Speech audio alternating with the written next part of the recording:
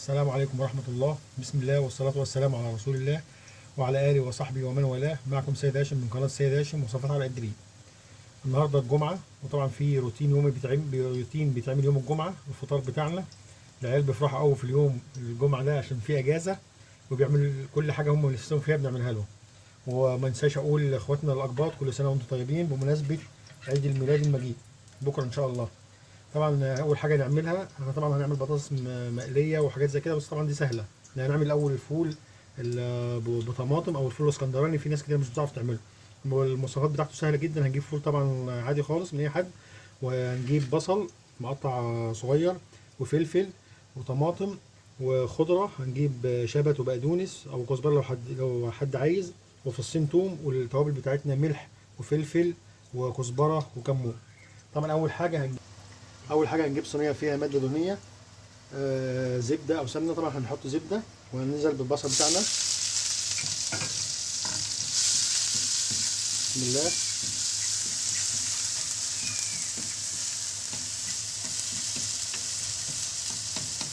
نديله تقليبتين كده لحد ما تشوح شويه، طبعا ايه يطيب معانا كويس.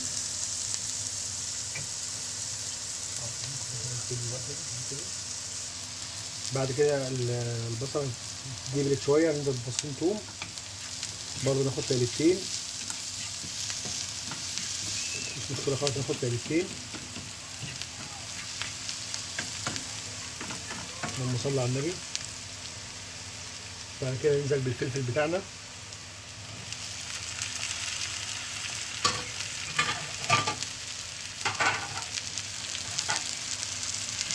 برضه يدبل شويه.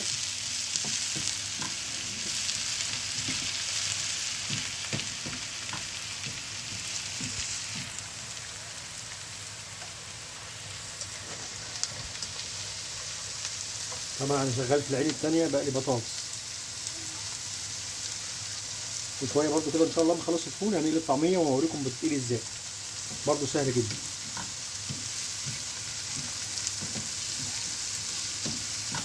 بسم الله. طبعا هو في اختياري، لو حد عايز يحط فلفل حامي بيبقى طعمه حلو جدا، بس احنا ما بنحبش الشطه، فعشان كده مش بحط فلفل حامي عشان طبعا الاولاد.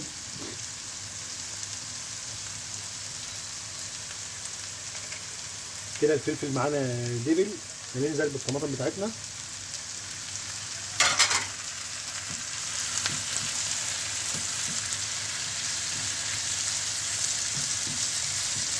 هنديها برضو دقيقتين.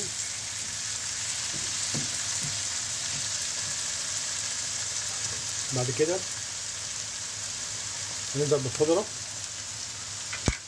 برضو نديها تتبيلتين كده معانا.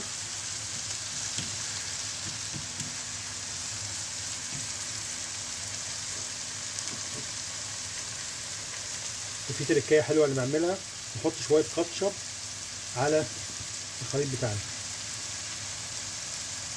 بس.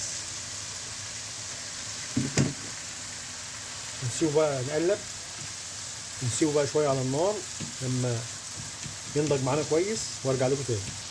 ورجعنا لكم تاني. طبعا بتاع الطماطم والفلفل كله يتبل معانا اهو، استوى. هننزل بالمكونات بتاعتنا او التوابل بتاعتنا، نديها تقليبتين.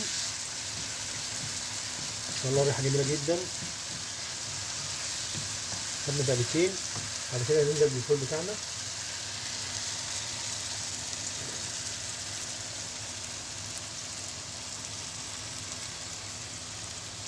ان شاء الله حلو جدا، جربوه والله يعجبكم جدا.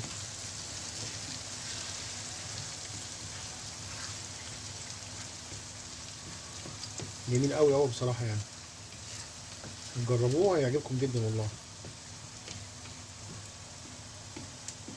كده خلاص، كده يعتبر الفول خلاص. هنغرف وهنوريكم هنعمل ايه.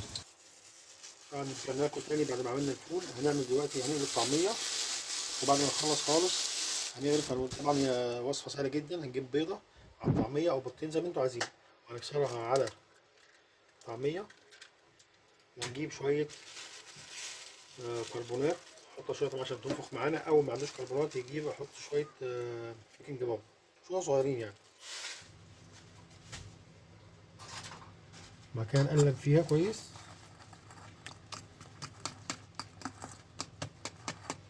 بسم الله. سهله جدا جدا. في مره تانية بعمل لكم الطعميه بتتعمل ازاي اصلا. المكونات بتاعتها سهله برضو، بتتعمل برضو في البيت، تبقى نظيفه جدا وحاجه حلوه. ان شاء الله يبقى اقولها لكم في مره كده.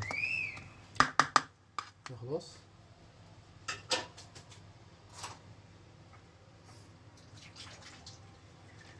سهل. بص حضراتكم، هنجيب معلقه ونمسك بيها كده وننزل عليه طعمها كده بس، بقى قرص مفيش مشكله خالص خالص، مش مشكله خالص.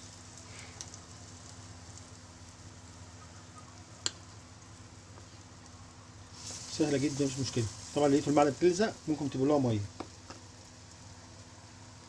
بس تنشفوها يعني تنطروها كده عشان الميه ما تلزقش في الزيت. هو سهله جدا اهو. طبعا اول ما تحمر من على الوش نقلب على الوش التاني، وفي النهايه خالص هوريكم بعد ما نغرف هنعمل ايه. ورجعنا لكم تاني بعد ما عملنا كل حاجه. الفول ابو طماطم هو الفول الاسكندراني، والطعميه بطاطس مقليه وجبنه، ودي بطاطس مسلوقه وبتتقليها برضو، وبرضو بترش حط عليها رشه ملح وفلفل وكمون بطعم جميل جدا.